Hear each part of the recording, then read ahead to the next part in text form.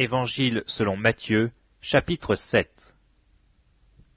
Ne jugez point, afin que vous ne soyez point jugés, car on vous jugera du jugement dont vous jugez, et l'on vous mesurera avec la mesure dont vous mesurez. Pourquoi vois-tu la paille qui est dans l'œil de ton frère, et n'aperçois-tu pas la poutre qui est dans ton œil? Ou comment peux-tu dire à ton frère, laisse-moi ôter une paille de ton œil, toi qui as une poutre dans le tien? Hypocrite, ôte premièrement la poutre de ton œil, et alors tu verras comment ôter la paille de l'œil de ton frère. Ne donnez pas les choses saintes aux chiens, et ne jetez pas vos perles devant les pourceaux, de peur qu'ils ne les foulent aux pieds, ne se retournent et ne vous déchirent. Demandez, et l'on vous donnera. Cherchez, et vous trouverez. Frappez, et l'on vous ouvrira. Car quiconque demande reçoit. Celui qui cherche trouve, et l'on ouvre à celui qui frappe. Lequel de vous donnera une pierre à son fils s'il lui demande du pain? Ou s'il demande un poisson, lui donnera-t-il un serpent? Si donc, méchants comme vous l'êtes, vous savez donner de bonnes choses à vos enfants, à combien plus forte raison votre Père qui est dans les cieux vous donnera-t-il de bonnes choses à ceux qui lui demandent? Tout ce que vous voulez que les hommes fassent pour vous, faites-le de même pour eux, car c'est la loi et les prophètes.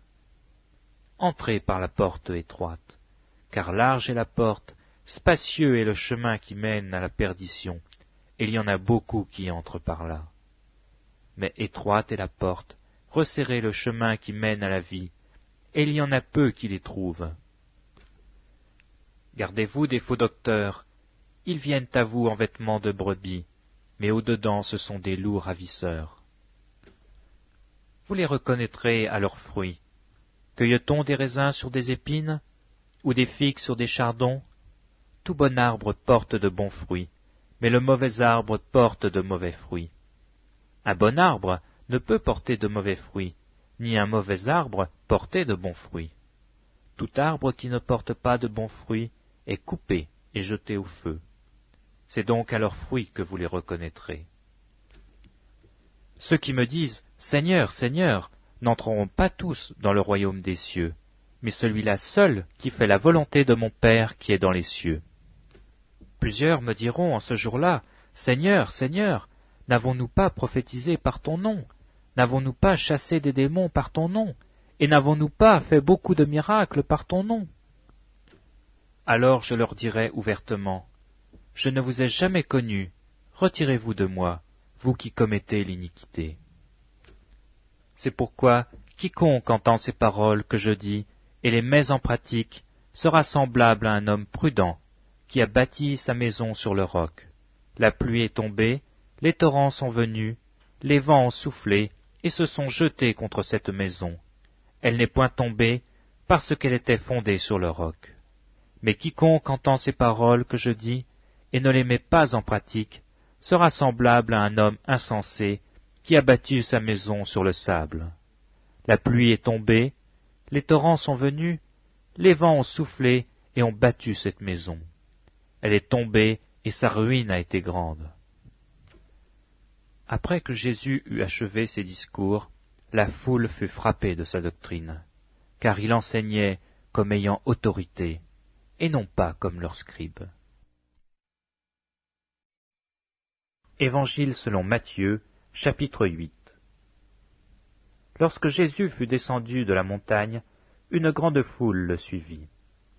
Et voici un lépreux s'étant approché, se prosterna devant lui et dit, « Seigneur, si tu le veux, tu peux me rendre pur. » Jésus étendit la main, le toucha et dit, « Je le veux, sois pur. » Aussitôt il fut purifié de sa lèpre. Puis Jésus lui dit, « Garde-toi d'en parler à personne, mais va te montrer au sacrificateur, et présente l'offrande que Moïse a prescrite, afin que cela leur serve de témoignage. » Comme Jésus entrait dans Capernaum, un centenier l'aborda, le priant et disant, « Seigneur, mon serviteur est couché à la maison, atteint de paralysie et souffrant beaucoup. » Jésus lui dit, « J'irai, et je le guérirai. » Le centenier répondit, « Seigneur, je ne suis pas digne que tu entres sous mon toit, mais dis seulement un mot, et mon serviteur sera guéri. Car moi qui suis soumis à des supérieurs, j'ai des soldats sous mes ordres, et je dis à l'un, va, et il va, à l'autre, viens, et il vient, et à mon serviteur, fais cela, et il le fait. » Après l'avoir entendu, Jésus fut dans l'étonnement, et il dit à ceux qui le suivaient, « Je vous le dis, en vérité, même en Israël, je n'ai pas trouvé une aussi grande foi. Or je vous déclare que plusieurs viendront de l'Orient et de l'Occident, et seront à table avec Abraham, Isaac et Jacob dans le royaume des cieux. Mais les fils du royaume seront jetés dans les ténèbres du dehors, où il y aura des pleurs et des grincements de dents. » Puis Jésus dit au centenier, « Va, qu'il te soit fait selon ta foi. » Et à l'heure même, le serviteur fut guéri. Jésus se rendit ensuite à la maison de Pierre, dont il vit la belle-mère, couchée et ayant la fièvre. Il toucha sa main, et la fièvre la quitta. Puis elle se leva et le servit. Le soir, on amena auprès de lui plusieurs démoniaques. Il chassa les esprits par sa parole, et il guérit tous les malades, afin que s'accomplît ce qui avait été annoncé par Ésaïe le prophète. Il a pris nos infirmités, et il s'est chargé de nos maladies. Jésus, voyant une grande foule autour de lui, donna l'ordre de passer à l'autre bord. Un scribe s'approcha et lui dit, « Maître, je te suivrai partout où tu iras. » Jésus lui répondit, « Les renards ont des tanières, et les oiseaux du ciel ont des nids, mais le Fils de l'homme n'a pas où reposer sa tête. » Un autre d'entre les disciples lui dit, « Seigneur, permets-moi d'aller d'abord ensevelir mon Père. » Mais Jésus lui dit, « Suis-moi, et laisse les morts ensevelir leurs morts. » Il monta dans la barque, et ses disciples le suivirent. Et voici, il s'éleva sur la mer une si grande tempête que la barque était couverte par les flots, et lui, il dormait. Les disciples s'étant approchés, le réveillèrent, et dirent, « Seigneur, sauve-nous, nous périssons. » Il leur dit, « Pourquoi avez-vous peur, gens de peu de foi ?» Alors il se leva, menaça les vents et la mer, et il y eut un grand calme. Ces hommes furent saisis d'étonnement. « Quel est celui, disaient-ils, à qui obéissent même les vents et la mer ?» Lorsqu'il fut à l'autre bord, dans le pays des Gadaréniens, 2 démoniaques, sortant des sépulcres, vinrent au-devant de lui. Ils étaient si furieux que personne n'osait passer par là. Et voici, ils s'écrièrent, « Qu'y a-t-il entre nous et toi, Fils de Dieu? Es-tu venu ici pour nous tourmenter avant le temps ?» Il y avait loin d'eux un grand troupeau de pourceaux qui paissaient.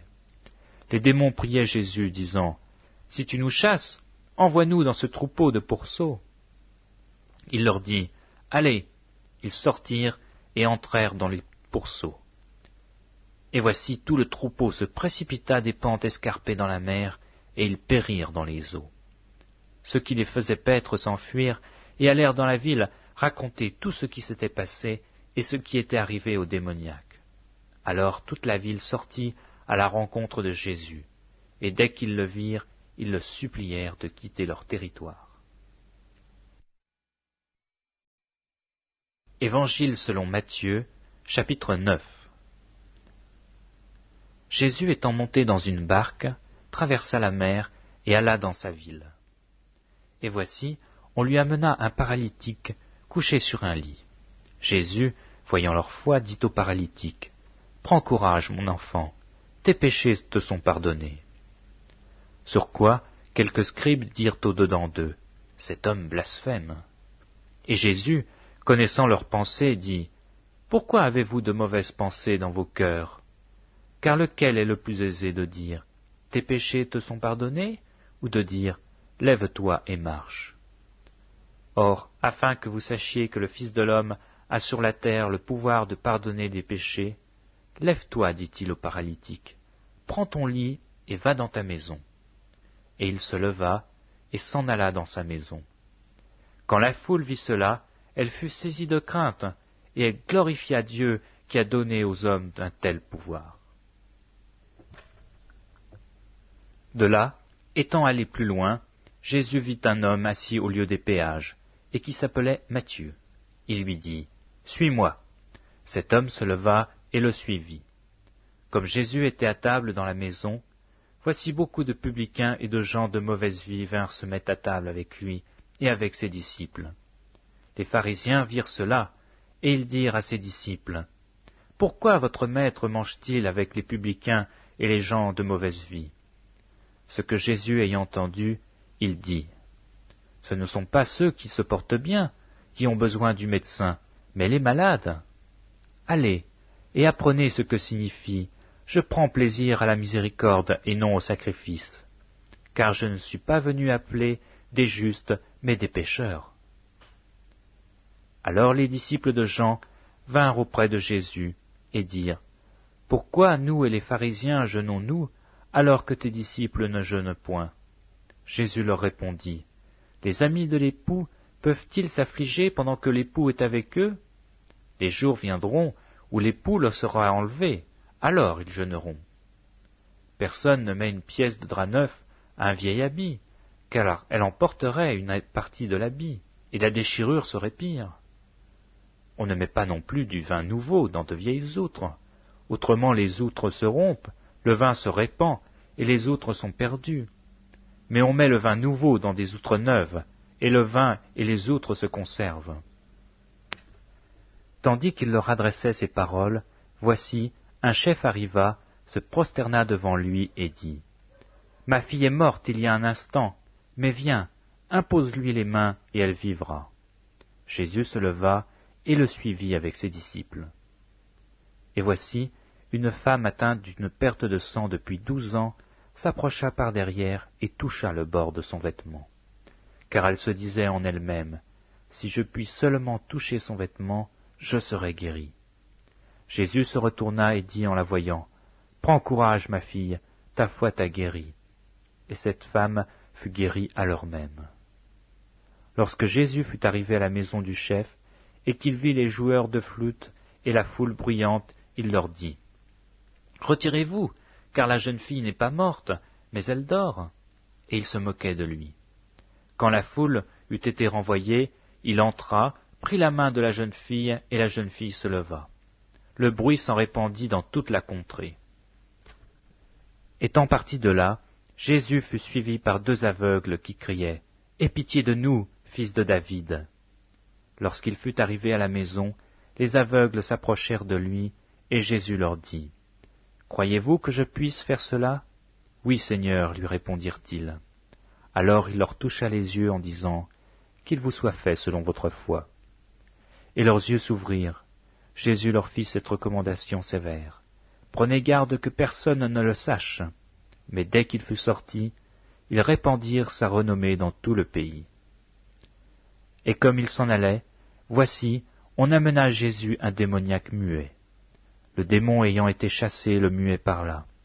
Et la foule étonnée disait, « Jamais pareille chose ne s'est vue en Israël. » Mais les pharisiens dirent, « C'est par le prince des démons qu'il chasse les démons. » Jésus parcourait toutes les villes et les villages, enseignant dans les synagogues, prêchant la bonne nouvelle du royaume et guérissant toute maladie et toute infirmité.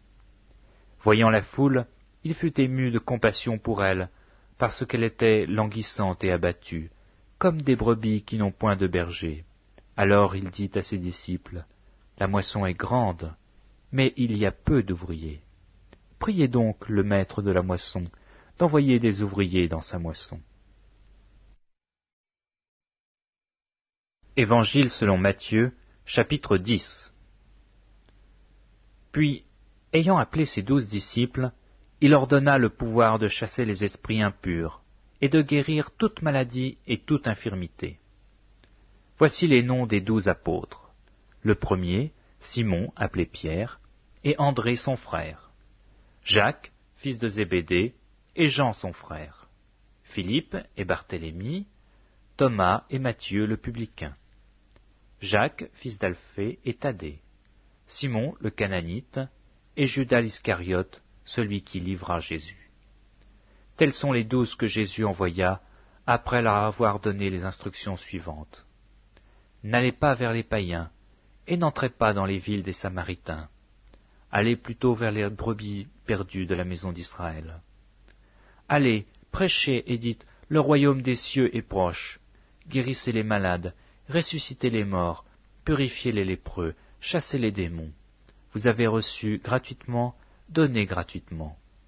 Ne prenez ni or, ni argent, ni monnaie dans vos ceintures, ni sac pour le voyage, ni deux tuniques, ni souliers, ni bâtons, car l'ouvrier mérite sa nourriture.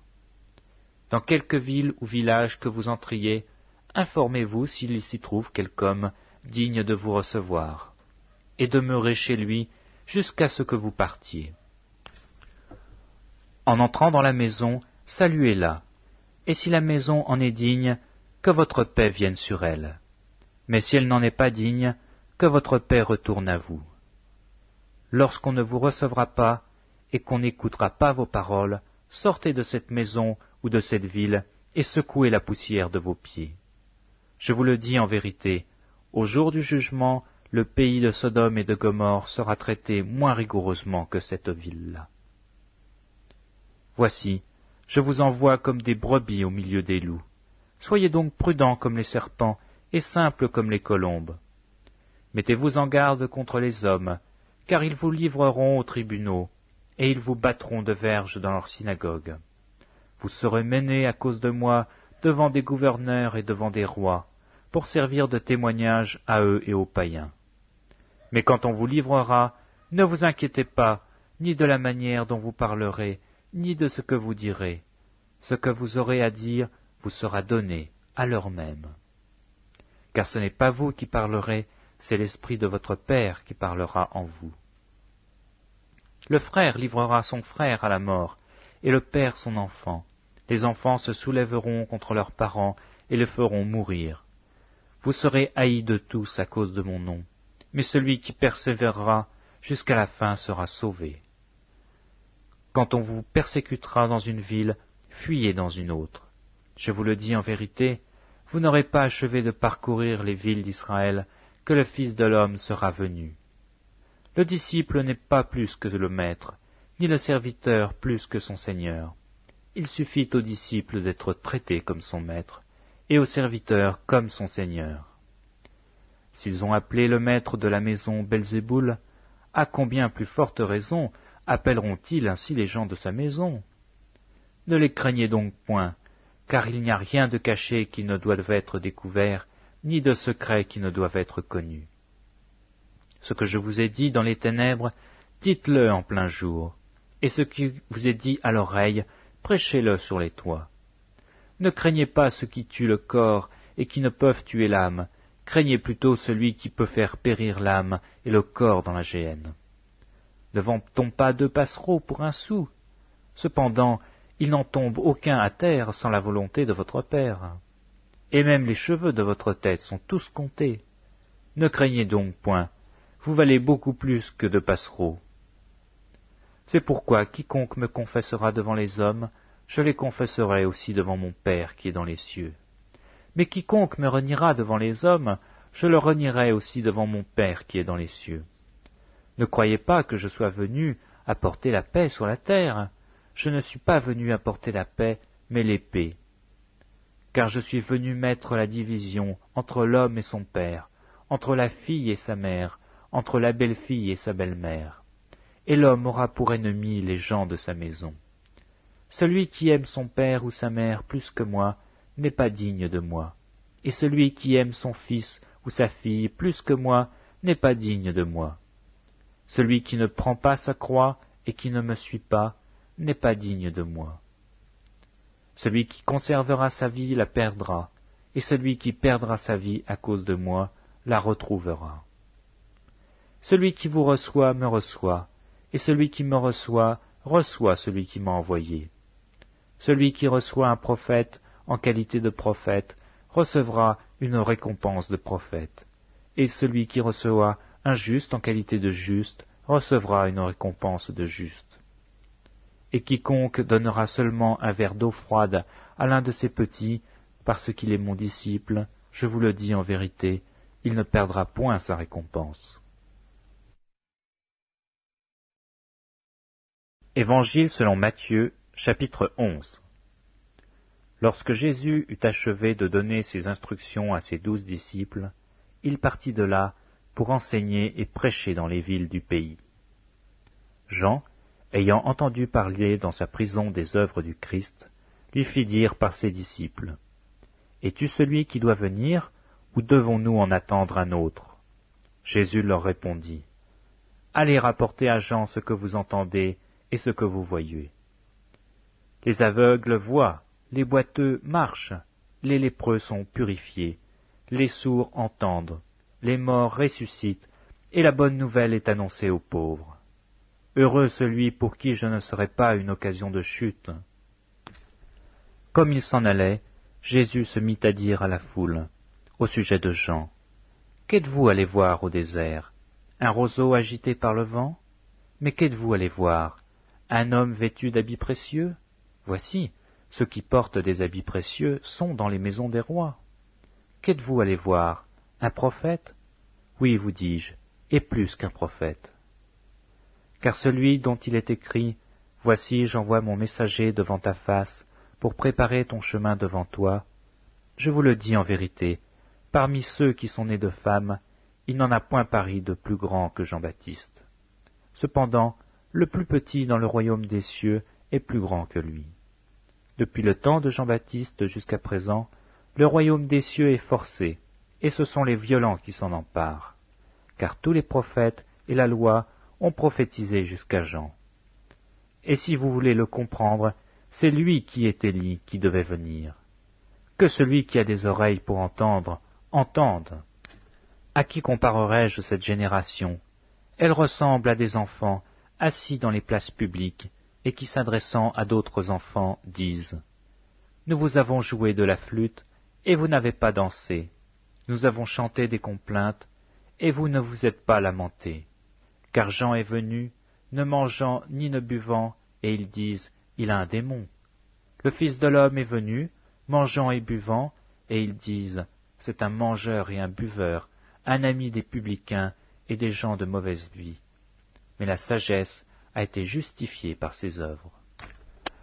Alors il se mit à faire des reproches aux villes dans lesquelles avaient eu lieu la plupart de ces miracles, parce qu'elles ne s'étaient pas repenties. Malheur à toi, Chorazim, malheur à toi, Bethsaïda, car si les miracles qui avaient été faits au milieu de vous avaient été faits dans Tyr et dans Sidon, il y a longtemps qu'elles se seraient repenties, en prenant le sac et la cendre.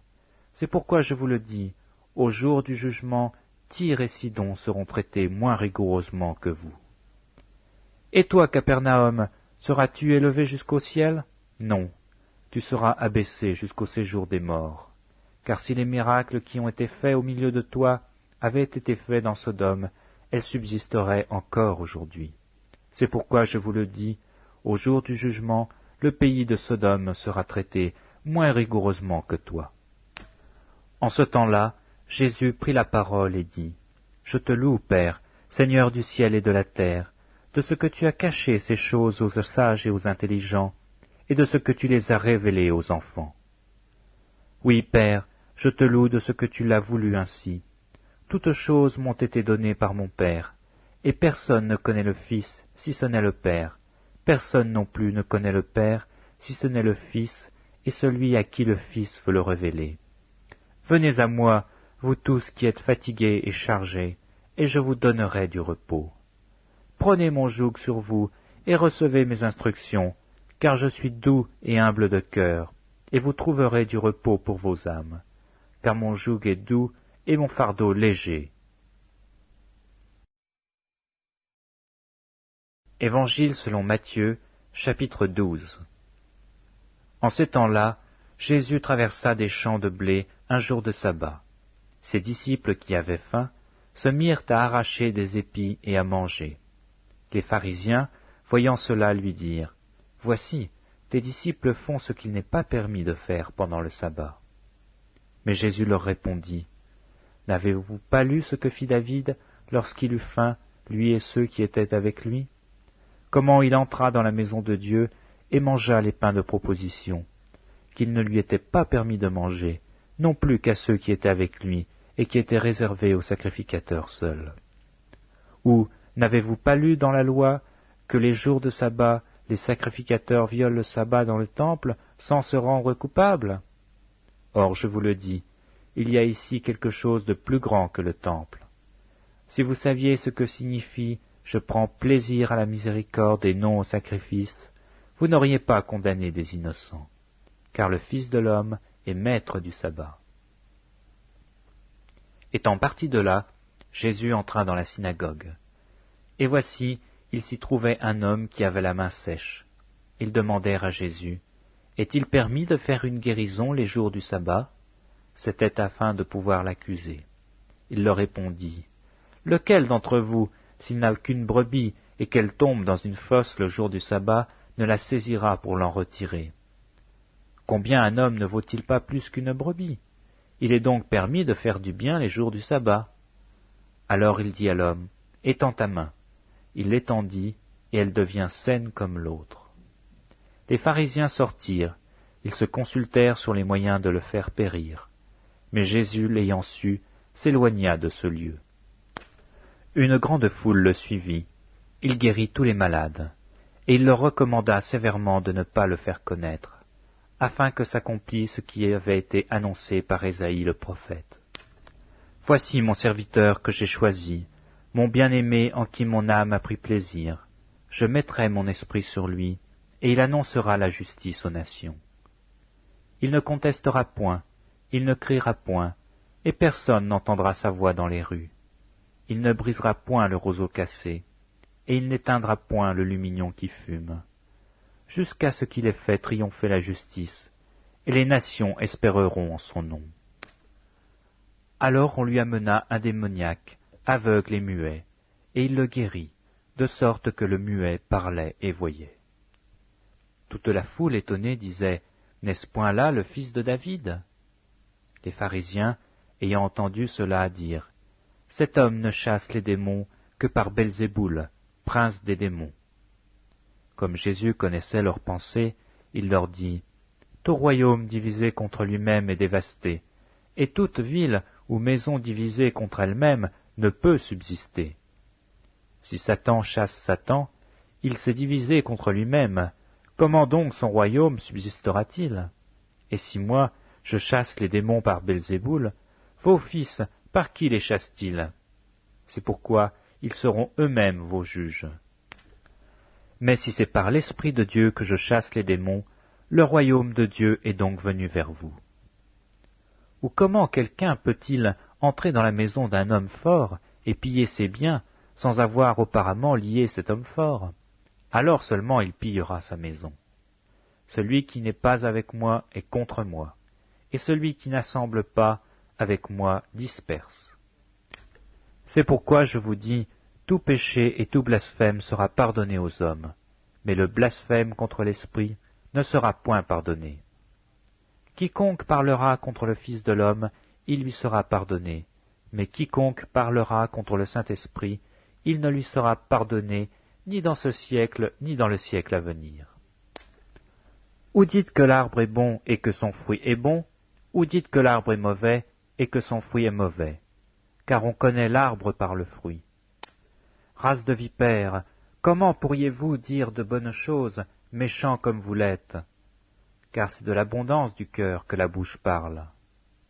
L'homme bon tire de bonnes choses de son trésor, et l'homme méchant tire de mauvaises choses de son mauvais trésor. Je vous le dis, au jour du jugement, les hommes rendront compte de toute vaine parole qu'ils auront proférée, car par tes paroles tu seras justifié, et par tes paroles tu seras condamné. Alors quelques-uns des scribes et des pharisiens prirent la parole et dirent, « Maître, nous voudrions te voir faire un miracle. » Il leur répondit, « Une génération méchante et adultère demande un miracle. Il ne lui sera donné d'autre miracle que celui du prophète Jonas.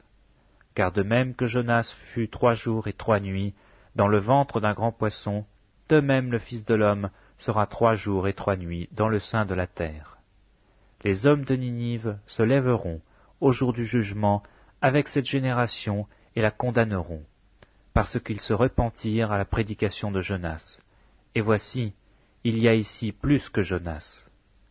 La reine du Midi se lèvera au jour du jugement, avec cette génération et la condamnera, parce qu'elle vint des extrémités de la terre pour entendre la sagesse de Salomon.